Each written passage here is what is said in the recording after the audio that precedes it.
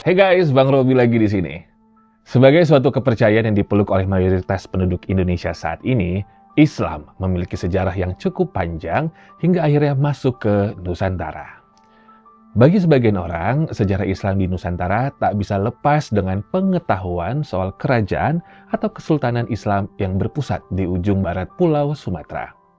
Namun, lebih dari itu nih guys, perjalanan kerajaan Islam menyimpan banyak banget sejarah menarik untuk dibahas kali ini dalam Kata Mereka.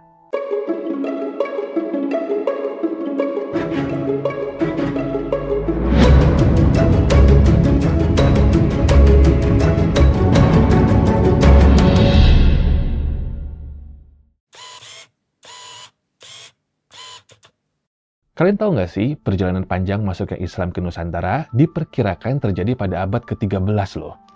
Di mana nih, pada saat itu, Nusantara tengah disibukkan dengan kegiatan jual beli dan kedatangan bangsa-bangsa asing dengan segala kepentingan mereka. Jadi, nggak heran dong bahwa muncul teori-teori tentang penyebaran agama Islam di Nusantara. Nah, teori yang pertama nih adalah masuknya agama Islam bermula ketika para pedagang Muslim dari India atau Gujarat berdatangan ke Nusantara. Sebagai Muslim, mereka yang datang untuk berdagang ini pun sekaligus menyebarkan agama Islam kepada penduduk Nusantara pada masa itu.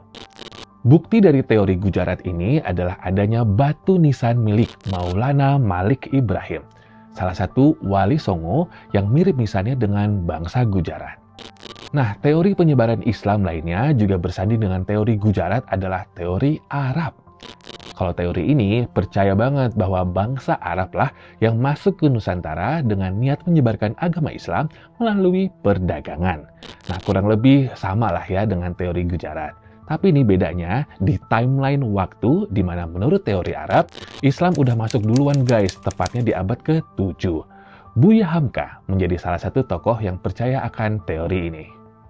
Dengan pegangan bukti dari naskah kuno Cina yang menyebutkan adanya sekelompok bangsa Arab bermukim di pesisir barat Sumatera tahun 624 Masehi. Nah ini dengan perkiraan waktu yang sama dengan teori Gujarat tadi, sekitar abad ke-13 sampai dengan 15, terdapat loh teori yang muncul tentang masuknya Islam, yakni teori Persia. Ngomongin soal teori Persia, di mana Islam ini dibawa masuk oleh para pedagang dari Persia yang datang ke Nusantara. Lagi-lagi, sambil berdagang, mereka menyebarkan ajaran Islam.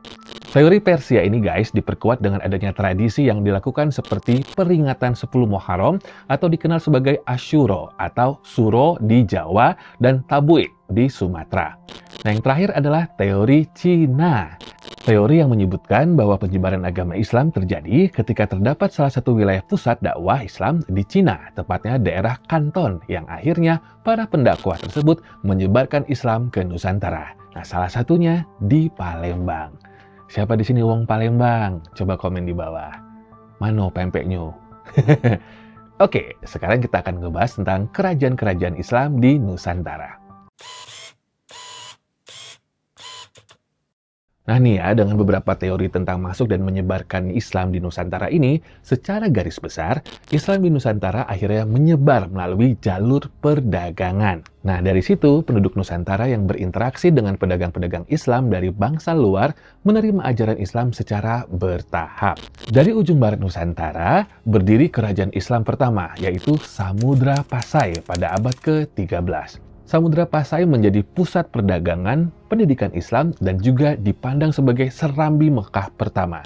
Terus nih, sekitar abad ke-20 disusul dengan adanya Kesultanan Aceh Darussalam yang tumbuh sebagai kekuatan militer dan perdagangan menguasai Selat Malaka dan juga berani loh melawan penjajah Eropa. Berpindah ke daerah Jawa.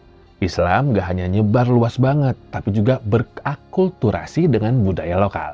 Disinilah berdiri Kesultanan Demak yang dipimpin oleh sosok legendaris Raden Patah. Di mana dari sini pula menjadi pusat dakwah para wali Songo. Setelah itu muncullah Kesultanan Pajang. Terus ada juga Kesultanan Mataram Islam di bawah Sultan Agung yang berkali-kali melawan kekuatan Belanda di Batavia pada saat itu. Di ujung Jawa bagian barat, tepatnya di Banten, kala itu menjadi pelabuhan dagang kosmopolitan. Dan Cirebon menjadi pusat penyebaran Islam di wilayah Pantura. Nah, sekarang kita menuju ke Sulawesi Selatan. Berdiri Kesultanan Gowatalo. kerajaan maritim yang kuat di wilayah Makassar dan menjadi poros perdagangan serta penyebaran Islam di Indonesia Timur. Sultan Hasanuddin sebagai penguasa Goa pun digelari ayam jantan dari timur atas keberaniannya melawan VOC. Oke, nyebrang sedikit ke Kalimantan. Terdapat Kesultanan Banjar menjadi pusat perdagangan lada dan pusat penyebaran Islam. Sementara di bagian paling timur Nusantara, berdirilah kerajaan Ternate dan juga Tidore, dua kesultanan yang bersaing dalam perdagangan. Namun, mereka bersatu dalam melawan kolonialisme yang menjadi salah satu kekuatan Kesultanan Islam di Nusantara. Oke, sekarang kita masuk ke bab berikutnya, yaitu peran Kesultanan Islam dalam melawan penjajah. Nah, kan tadi kita sudah lihat kerajaan dan Kesultanan Islam di Nusantara yang tersebar dari Sumatera, Jawa, Sulawesi, Kalimantan, hingga Maluku. Tentu saja ini menghasilkan kekuatan yang besar bagi Nusantara. Hal tersebut menjadi faktor yang mendukung pusat kekuasaan di Nusantara ini untuk turut melawan penjajahan yang ada. Di Aceh, perlawanan dilakukan oleh para sultan, seperti Teuku Umar dan bahkan juga dari kaum perempuan seperti Cut Nyak. Sementara di Jawa, Sultan Agung menjadi simbol perlawanan dari Mataram. Selain itu, Kesultanan Demak pun melakukan perlawanan untuk mengusir Portugis dari Malaka yang dipimpin oleh Pati Unus. Lalu di Sulawesi, terdapat Sultan Hasanuddin yang memiliki keberanian untuk menantang VOC dan gak mau tunduk pada kekuasaan asing. Sementara di Kesultanan Ternate, perlawanan terhadap monopoli perdagangan terjadi dengan puncaknya pada pimpinan Sultan Baabullah yang berhasil mengusir Portugis dari Ternate pada 1575. Kayaknya kalau ngomong sejarah, gak lengkap ya, gak ngomongin peninggalan sejarah dan juga budayanya. Dari peradaban kerajaan yang dibahas tadi nih guys, tentu ada peninggalan sejarah yang bisa kita lihat hingga saat ini. Ya, kamu bisa lihat kalau kamu peduli sama budaya kita. Kalau nggak peduli ya nggak bisa lihat. Di antaranya nih, meninggalkan bangunan, nisan, artefak, karya sastra, dan tentu aja kebudayaan yang berakulturasi dengan Nusantara. Contohnya aja nih, ada Masjid Agung Demak dengan tiang-tiang kayu dan arsitektur Jawa sebagai bukti akulturasi. Coba yang tinggal di Demak, tolong dong komentar di bawah. Sementara Masjid Menara Kudus yang menyatukan gaya Hindu-Buddha dengan Islam. Terus juga tahu nggak sih ada bangunan seperti Keraton Kasepuhan di Cirebon dan juga Benteng Ujung Pandang di Makassar yang turut menjadi saksi bisu kejayaan dan pertahanan Islam di masa lalu. Sebagai salah satu peninggalan kerajaan Islam, makam-makam para raja dan ulama juga masih terpelihara dengan baik loh. Ada pula nih manuskrip-manuskrip kuno nunjukin bahwa Islam berkembang dalam bidang ilmu pengetahuan dan juga sastra. Sebelum aku closing, aku berterima kasih karena teman-teman sudah sangat peduli dengan sejarah dan juga latar belakang dari negara Republik Indonesia tercinta kita ini.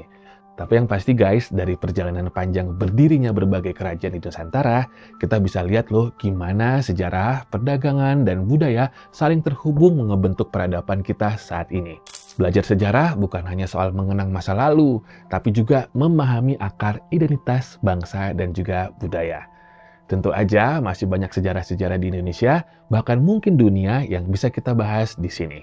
Jadi seperti biasa, kalau pengen nih teman-teman ya kita bahas tentang sejarah tersebut, langsung aja tulis komentar di bawah. Sampai jumpa di kata mereka selanjutnya. Katanya sih suara Bang Rupi bikin tidur ya. Selamat tidur.